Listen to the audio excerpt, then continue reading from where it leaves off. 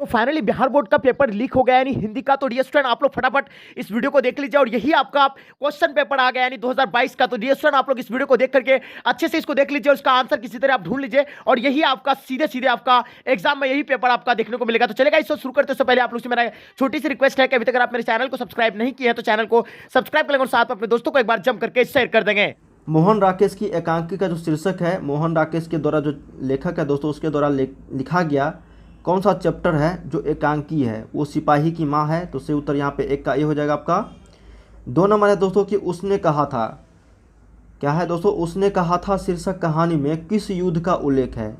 क्या क्वेश्चन है दोस्तों कि उसने कहा था शीर्षक कहानी में किस युद्ध का उल्लेख है? उसने कहा था चैप्टर है जो कहानी है उसमें प्रथम विश्व युद्ध का उल्लेख है। 3 नंबर है कि अर्धनारीश्वर का किस विधा से संबंध है? तो अर्धनारीश्वर जो है दोस्तों वो रामधारी सिंह दिनकर के द्वारा लिखा गया है, लेकिन वो एक तरह से निबंध है। तो सही उत्तर यहाँ पे 3 का ए मिलाइएगा। 4 नंबर है दोस्तों कि झूठन किस विद्या की रचना है? अगर आप लोगों का कल आने वाले बोर्ड दिनों में एग्जाम है दोस्तों तो सेम क्वेश्चन रहने वाले हैं, क्योंकि बिहार बोर्ड एक ही क्वेश्चन मतलब तैयार किया है दोस्तों सभी विद्यालयों में पूरे बिहार में।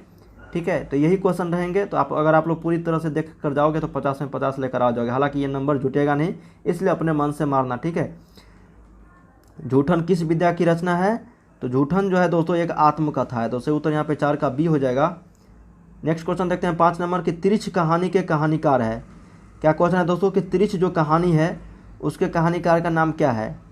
तो उसके कहानीकार का नाम है दोस्तों आपका उदय प्रकाश। तो सही उत्तर यहाँ पे 5 का बी हो जाएगा। 6 नंबर के सूरसागर के रचयिता है। तो सूरसागर के जो रचयिता है दोस्तों वो आपका यहाँ पे हो जाएगा आपका सूरदास। तो सही उत्तर यहाँ पे 6 का डी। 7 नंबर है दोस्तों कि पुत्र वियोग कविता के रचयिता है। क्या क्वेश्चन है कि पुत्र वियोग जो चैप्टर है कविता वो सुभद्रा कुमारी चौहान के द्वारा लिखा गया है। 8 नंबर है कि बालकृष्ण भट्ट के द्वारा जो लिखा गया बातचीत चैप्टर है वो एकांकी है, कहानी, यात्रा, संस्मरण या फिर ललित निबंध? तो बातचीत जो है एक ललित निबंध है दोस्तों जो बालकृष्ण भट्ट के द्वारा लिखा गया है। बहुत ही इंपॉर्टेंट क्वेश्चन है ये और काफ़ी बार ये क्वेश्चन पूछा गया है बोर्ड परीक्षाओं में। प्रकृति वर्णन से संबंधित जो कविता है वो कौन सा है? वो उषा चैप्टर है दोस्तों। से उत्तर यहाँ पे 9 का बी। अब 10 नंबर देखते हैं कि हंसते हुए मेरा अकेलापन के जो लेखक है, हंसते हुए मेरा अकेलापन जो चैप्टर है उसके लेखक का नाम बताना है। तो उसके लेखक का नाम मल्लियत जी है। तो सही उत्तर यहाँ पे 10 का बी। 11 देखते हैं दोस्तों कि परगीत और समाज साहित्य की किस विधा की रचना है? परगीत और समाज, क्या क्वेश्चन है दोस्तों? परगीत और समाज जो चैप्टर है वो किस विधा की रचना है, मतलब किस तरह का है दोस्तों? ललित निबंध, निबंध, आत्मकथा या फिर आलोचनात्मक निबंध? तो परगीत और समाज जो है एक निबंध है दोस्तों। तो याद रखिएगा यहाँ पे 11 का डी। 12 है कि उसने कहा था जो शीर्षक कहानी है, ठीक है, वो किस वर्ष रचना किया गया था? जब आप लोग पढ़ोगे बुक से क्वेश्चन है, ठीक है। उसने कहा था जो चैप्टर है उससे पहले लेखक के बारे में बताया गया है दोस्तों, उसी में ये क्वेश्चन है। तो 1915 ईस्वी में। तो सही उत्तर है 12 का ए। 13 है कि परगीत और समाज के लेखक कौन है? तो परगीत और समाज के जो लेखक है वो नामवर सिंह है। तो याद रखिएगा यहाँ पे 13 का ए। 14 नंबर देखते हैं कि दिगंबर का संधि विच्छेद क्या है? तो दिगंबर का जो सही संधि विच्छेद होगा जाएगा वो दिक जोर अंबर हो जाएगा। मैं आप लोगों को बता देता हूँ दोस्तों, अगर आप क्लास मतलब जो हिंदी रखे हैं और इंग्लिश रखे हैं 100 मार्क्स का, तो उसमें आप लोगों को 30 से 35 क्वेश्चन जो है ग्रामर सेक्शन से रहेंगे, 20 से 25 क्वेश्चन आप लोगों के बुक से रहेंगे। ठीक है, बुक सेक्शन से, मतलब ऑब्जेक्टिव की बात हो रही है। मतलब दोस्तों 100 में आपको 30% जो है व्याकरण से क्वेश्चन रहेंगे, वो भी सिर्फ और सिर्फ ऑब्जेक्टिव में। ठीक है, और यहाँ पे 70% रहेंगे जिसमें से 20% ऑब्जेक्टिव और 50% आप लोग का सब्जेक्टिव रहने वाले हैं। तो इसलिए अच्छे से पढ़ना दोस्तों व्याकरण, क्योंकि 30% रहते हैं वो भी आप लोगों को ऑब्जेक्टिव के रूप में। ठीक है, तो याद रखिएगा। 14 का ये हो जाएगा। 15 है कि अंश का अर्थ क्या है? तो अंश का जो अर्थ हो जाएगा कंधा, हिस्सा, आधा या फिर पूरा। तो हिस्सा हो जाता है दोस्तों अंश का अर्थ। तो सही उत्तर यहाँ पे 15 का भी। चलिए नेक्स्ट क्वेश्चन देखते हैं। यहाँ पे नेक्स्ट क्वेश्चन 16 नंबर है दोस्तों। बताया जा रहा है कि आस्तीन का सांप होना मुहावरे का अर्थ है। ठीक है, उसमें कुछ क्वेश्चन छूट गया था। 16 नंबर है कि आस्तीन का सांप होना मुहावरे का जो अर्थ है वो क्या हो जाएगा दोस्तों? तो वो आपका हो जाएगा यहाँ पे कपटी मित्र। तो सही उत्तर यहाँ पे 16 का सी। 17 है कि दोस्तों गरे मुर्दे उखाड़ना। तो गरे मुर्दे उखाड़ना मुहावरे का जो अर्थ हो जाता है वो आपको हो जाएगा यहाँ पे पिछली बातें याद करना। तो सही उत्तर यहाँ पे 17 का ए। 18 नंबर है कि बरवई रामायण के रचयिता है। तो रामायण का जो रचयिता है दोस्तों वो तो वाल्मीकि जी हैं। ठीक है, और तुलसीदास उसका हिंदी अनुवाद किया था अवध भाषा में। गोस्वामी तुलसीदास। 12वें रामायण का जो रचयिता है दोस्तों वो आपका यहाँ पे हो जाएगा सही उत्तर तुलसीदास जी। तो सही उत्तर यहाँ पे 18 का ए। 19 है कि अधिनायक शीर्षक कविता के कवि है। अधिनायक जो चैप्टर है उसके शीर्षक के कविता के जो लेखक हैं वो हो जाएगा आपका दोस्तों रघुवीर सहाय। तो सही उत्तर यहाँ पे 19 का बी। 20 नंबर है दोस्तों कि भूषण किस काल के कवि थे। तो भूषण जो है वो आपको रीति काल के माने जाते हैं। तो सही उत्तर यहाँ पे 20 का ए। चलिए नेक्स्ट क्वेश्चन देखते हैं। 21 जो क्वेश्चन है दोस्तों, नेक्स्ट क्वेश्चन हमारा कि ज्ञानेंद्र पति की जो कविता है, ज्ञानेंद्र पति लेखक उनके द्वारा लिखा गया है, वो लिखा गया है आपका गांव का घर। तो सही उत्तर यहाँ पे 21 का सी। 22 देखते हैं दोस्तों यहाँ पे कि जयशंकर प्रसाद किस वाद के कवि थे। कमायनी के लेखक है जयशंकर प्रसाद, तो ये छायावाद के कवि माने जाते हैं दोस्तों। तो सही उत्तर यहाँ पे 22 का सी। 23 देखते हैं कि पुत्र वियोग किस प्रकार की कविता है दोस्तों। तो पुत्र वियोग जो है एक शोक गीत कविता है। तो सही उत्तर यहाँ पे 23 का सी। 24 है दोस्तों कि उषा कविता के जो कवि है वो कौन है। तो उषा कविता का जो लेखक है दोस्तों वह शमशेर बहादुर सिंह हो जाएगा। तो 24 का ए। 25 है कि अकाल शब्द का विलोम क्या है। तो अकाल का यहाँ पे सुकाल हो जाएगा। तो सही उत्तर यहाँ पे 25 का बी। 26 है दोस्तों कि पूज्य शब्द का विशेषण क्या होगा। तो पूज्य का पूज्य हो जाएगा दोस्तों, पूजा का पूज्य हो जाएगा। 26 का ये। 27 देखते हैं कि तलवार का पर्यायवाची शब्द क्या है। तो तलवार का जो पर्यायवाची शब्द हो जाएगा वो करवाल हो जाएगा दोस्तों। 28 है कि ब्राह्मण शब्द का पर्यायवाची शब्द क्या है। तो ब्राह्मण का यहाँ पे अग्रजन्मा हो जाता है। तो सही उत्तर यहाँ पे आपका 28 का सी।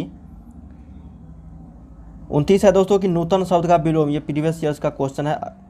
देखिए प्रीवियस ईयर्स के क्वेश्चन पेपर से मतलब 5 साल का अगर प्रीवियस ईयर्स अगर आप लोग देख लोगे तो 35 से 40 क्वेश्चन डायरेक्ट पूछे जाते हैं दोस्तों बिना कुछ बदले हुए ऑप्शन के साथ। तो सही उत्तर यहाँ पे 29 का बी हो जाएगा, नूतन शब्द का पुरातन। 30 है कि कीर्ति शब्द का विलोम होता है। तो कीर्ति का यहाँ पे हो जाएगा दोस्तों अपकीर्ति। 31 है कि अरण्य का पर्यायवाची शब्द क्या है। तो अरण्य का जो पर्यायवाची शब्द हो जाएगा दोस्तों अरण्य शब्द का वो आपका विपिन हो जाएगा। तो 31 का ए। 32 है दोस्तों यहाँ पे कि आप शब्द कौन सर्वनाम है। तो आप शब्द जो है दोस्तों यहाँ पे पुरुषवाचक। 32 का ए। 33 है दोस्तों कि चराचर का संधि विच्छेद क्या होगा। तो चर जोर अचर हो जाएगा चराचर। तो सही उत्तर यहाँ पे 33 का बी। 34 है कि परमोजस्वी का संधि विच्छेद क्या होगा। तो परमोजस्वी का हो जाएगा परम जोर ओजस्वी। तो सही उत्तर यहाँ पे 34 का सी हो जाएगा दोस्तों। 35 है दोस्तों कि अन्वेषण का संधि विच्छेद क्या हो, मतलब कौन सी तरह का संधि है अन्वेषण। तो अन्वेषण जो संधि है दोस्तों वो आपका यन संधि है। तो याद रखिएगा 35 का ए। 36 है कि गजानन कौन सा समास है। तो गजानन जो है दोस्तों बहुव्रीहि समास है। गजानन लंबोदर इस तरह से पीताम्बर। 37 है कि यज्ञशाला कौन सा समास है। तो यज्ञशाला जो है वो तत्पुरुष समास है।